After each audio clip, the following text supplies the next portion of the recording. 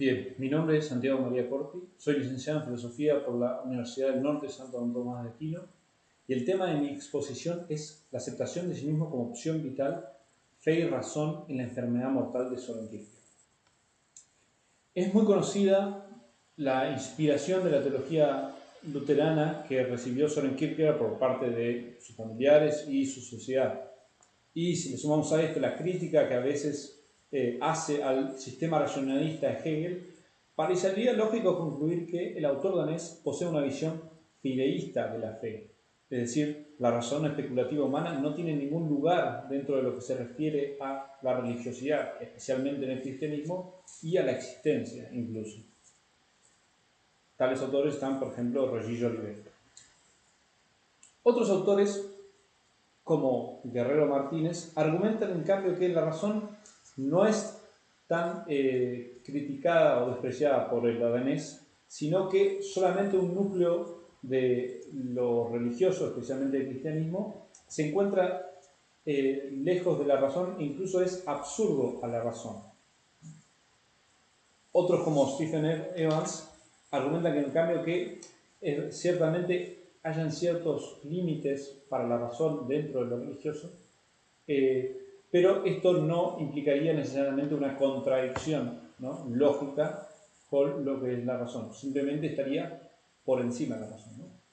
Sin embargo, el error de estos planteos, o el problema de estos planteos, es la falta de consideración de las complejidades y las particularidades del planteo de la noción de Kierkegaard como una decisión integral del individuo, ¿no?, que el autor explicita en una obra seudónima llamada La enfermedad mortal, ¿no?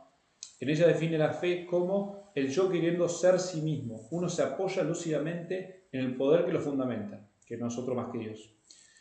Esto conlleva un modo de vida religioso donde se integran las distintas dimensiones dialécticas del hombre, pero que al mismo tiempo requiere la posibilidad del escándalo, para que yo pueda confiar de manera libre en Dios, yendo más allá de su propia razón. Para esto entonces voy a dividir mi exposición en tres partes. Primero enmarcar un poco la obra con los seudónimos y los distintos desarrollos que tiene la fe y razón en ellos. Debo luego explicitar dentro de la obra de La enfermedad mortal la estructura del yo y cómo el papel que cumple la aceptación de sí mismo, es decir, la fe en la estructura del yo, para finalmente mostrar la relación que tiene en la misma obra la fe, analizando el elemento de la posibilidad del escándalo, ¿no? ¿Por qué es tan necesario para la fe? Bien, entonces empiezo con la primera parte de los seudónimos y el marco teórico, ¿no? Hay una complicación que uno enfrenta con esto, es que en el postscriptum no científico conclusivo a Mediatas filosóficas, Kierkegaard concluye en la última parte, en el último apartado, que de los seudónimos no hay una sola palabra de su autoría, lo cual lleva a especular que no se le puede atribuir nada, ¿no?, lo cual dificulta el análisis de la obra que vamos a hacer, que es La enfermedad mortal. Pero si tenemos en cuenta el libro que escribió y que se publicó póstumamente, Mi punto de vista, en donde él desarrolla lo que él llama el método indirecto, vamos a ver que se puede resolver esto e incluso puede ayudar a entender mejor la relación entre fe y razón. Bien, en mi punto de vista, Kierkegaard reconoce que su fin de su tarea como escritor no fue otro que el problema de el llegar a ser cristiano, ¿no? Lo cual él trataba de comunicar a sus compatriotas, ¿no?, a través de lo que él llamó el método indirecto. El método directo no iba a funcionar porque no lo iban a reconocer, entonces el método indirecto, que implicaba justamente un engaño en la verdad, es decir, un reconocer al principio que tienen cierta verdad para poder llevarlos ahí a enfrentarlos a la verdad, a enfrentar al individuo a la verdad, implicaba utilizar seudónimos, ¿no? Seudónimos que encarnan la verdad, ¿no?, con un modo de existencia, ¿no? Y aquí está el desarrollo, justamente entra en juego el tema de la importancia de los modos de existencia a la hora de interpretar justamente los seudónimos, ¿no?, el estético, el ético y lo religioso. Por ejemplo, con la primera obra más importante de los seudónimos, o lo uno o lo otro, que se presentan dos seudónimos, ¿no?, se presenta una alternativa. El primer seudónimo, el seudónimo anónimo A, ¿no? Que encarnan la vida estética, ¿no? Una vida del Don Juan, ¿no? Que acá está la famosa, por ejemplo, el famoso Diario del Seductor, pero que a diferencia de él está el otro seudónimo que es el juez Wilhelm, que encarna el modo de existencia ética, ¿no? Que escribe justamente la justificación estética y ética del matrimonio, ¿no? Se plantea entonces una alternativa entre la vida estética y la ética, ¿no? Y la vida religiosa parece ser que está dentro de lo que se llama el seudónimo juez Wilhelm. Pero si vamos a otra obra seudónima más conocida todavía, que es Temor y Temblor, donde se analiza el caso de Abraham y de que Dios le pide a Abraham que sacrifique a su hijo Isaac, aquí vemos que lo religioso en realidad se distingue de lo ético, es más, suspende lo ético, ¿no? Entonces hay una clara distinción, hay una clara, como es, contrariedad entre lo religioso y lo ético. Ahora bien, se debe tener en cuenta que, como esto es una obra seudónima, el seudónimo es importante, ¿no? Y este seudónimo, que es Johannes de Silencio, reconoce en el mismo Temor y Temblor que no se ha animado a realizar el movimiento de la fe. Es decir, este punto está relatado desde un punto de vista de alguien que no es religioso, no ha hecho el movimiento de la fe. En cambio, si pasamos a la que algunos consideran la obra más importante de los seudónimos, que es el Postscriptum no científico y conclusivo a migajas filosóficas, nos encontramos con un seudónimo que se llama Johannes Climacus, ¿no? En donde va a desarrollar, el tema principal que va a desarrollar es que si la verdad del cristianismo, si se puede, en qué relación hay entre el individuo y el cristianismo, ¿no? Y en esto vemos dos puntos importantes. Primero, que lo ético y lo religioso coinciden en que ambos tratan sobre tratan sobre la existencia, ¿no? Porque ambos conciben la vida como un devenir subjetivo, lo cual requiere una cierta autoobservación, una autorreflexión. Entonces requiere interioridad, ¿no? Entonces esto, ya donde hay interioridad, hay espíritu, ¿no? Lo cual lleva a la relación con Dios. Ahora bien, también hay una distinción que se hace entre lo ético y lo religioso, pero dentro de lo religioso mismo, ¿no? Acá está la famosa distinción entre la religiosidad A y la religiosidad B, ¿no? La A es la religiosidad natural, la de lo ético religioso, ¿no? Que tiene como objeto la existencia y la interioridad, ¿no? Lo cual lo hace justamente algo racional. Pero, en cambio, la religiosidad B, que es la religiosidad propiamente cristiana, tiene como objeto la paradoja, es decir, lo eterno hecho temporal, entrar en lo histórico, ¿no? Lo cual solo no es racional, sino justamente entra el tema de la fe, ¿no? Ahora bien, hay que tener en cuenta que el seudónimo Johannes Climacus es un humorista, es decir, está entre medio del paso del ético al religioso, no es propiamente cristiano. Cosa que no es así en la enfermedad mortal, ¿no? Que acá pasamos justamente al segundo apartado. En el segundo apartado nos metemos en la enfermedad mortal, que está escrito por el seudónimo contrario a Climacus, Anticlimacus, que la diferencia es que justamente, a diferencia de Climacus, Anticlimacus es un cristiano excepcional, ¿no? Lo otro que podemos comentar es que es un seudónimo especial porque está escrito justo antes de mi punto de vista, es decir, el autor tenía muy en mente su tarea como autor, y también que Kierkegaard en sus diarios reconoce que dudó en poner su nombre o poner un seudónimo, ¿no? Entonces, ¿qué lugar tiene la fe en el yo, en la estructura del yo? Primero hay que tener en cuenta que la enfermedad mortal trata sobre la desesperación como la no aceptación de sí mismo, ¿no? Y el pecado como la no aceptación de sí mismo delante de Dios.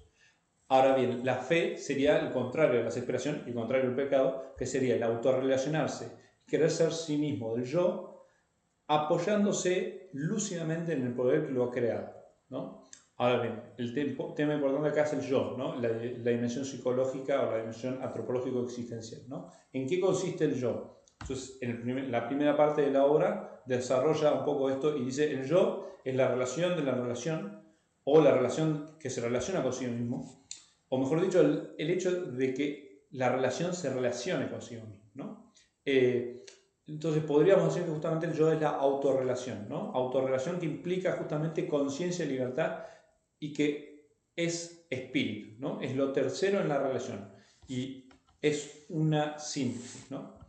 La síntesis es una relación entre dos términos, ¿no? Pero estos términos son dos términos dialécticos, ¿no? Que podemos ver en lo finito y lo infinito, lo necesario y lo posible, lo temporal y lo eterno.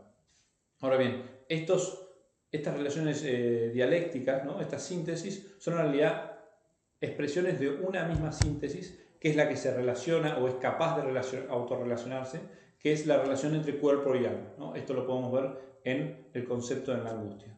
Ahora bien, el yo está justamente en constante devenir, lo cual implica que los elementos dialécticos se deben armonizar, ¿no? A través justamente del actual, pero puede haber en este devenir puede haber una discordancia que genere justamente que el yo desespere, ¿no?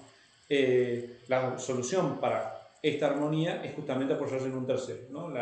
Si bien tenemos lo tercero que es el espíritu mismo es una síntesis, por cual necesita un tercero, el cual es Dios, ¿no? Entonces, por eso justamente se dice que se debe apoyar lúcidamente en Dios, ¿no? Para apoyarse en el tercero y lograr la armonía, ¿no? Y esto es justamente el acto de la fe, el aceptarse a sí mismo, ¿no? El armonizar esta dialéctica apoyándose en Dios, que pasa a ser la medida cualitativa y la meta del sentido ético, ¿no? Pero, ¿qué ocurre cuando el yo está delante de Dios, ¿no? Es decir, cuando está delante de la paradoja, cuando es consciente de que Dios existe y consciente de Cristo, ¿no? Acá pasamos a la tercera parte, en donde vemos que el yo parece que necesita perder la razón, ¿no? Hasta ahora, como es lo que vimos del yo, de la existencia y del individuo, es compatible con la ética y es racional, pero ¿qué pasa con la paradoja, cuando entra la revelación, ¿no? Para entender mejor este tema, creo que se puede comparar dos relatos, uno de Johannes Climacus y otro de Anticlimacus. El primero de Johannes Climacus está en Migajas filosóficas, un poco de filosofía, y el otro en Enfermedad mortal, ¿no? Los dos son similares, pero muestran dos dimensiones distintas, ¿no? El primero, el de Climacus, cuenta de un rey enamorado de una campesina, ¿no? Pero al haber una cierta desigualdad, ese amor va a terminar en desgracia, va a terminar en tristeza. Por lo tanto, el rey lo que busca hacer es igualarse con la campesina, pero igualarse de manera real, no de disfrazado, ¿no? Para poder completar ese amor, ¿no? ¿Esto qué muestra? Esto es una analogía de la encarnación, pero que al mismo tiempo le muestra como el lado razonable, ¿no? Ahora bien, en el relato de Anticlimacus que hace en la enfermedad mortal, muy parecido, es el relato de un campesino que le informan que el emperador quiere entrevistarse con él. Pero el campesino no lo conoció y además se entera también que el rey lo quiere presentar a su hija, ¿no?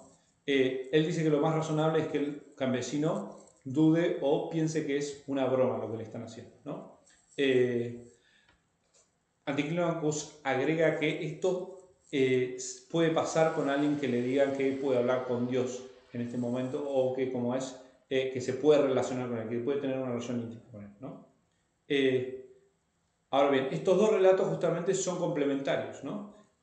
Muestran lo mismo, ¿no? Que es el acto de fe, ¿no? El acto del individuo relacionándose con la paradoja, pero desde dos perspectivas distintas, ¿no? Desde dos seudónimos, pero también dos modos de existencia distintos, ¿no?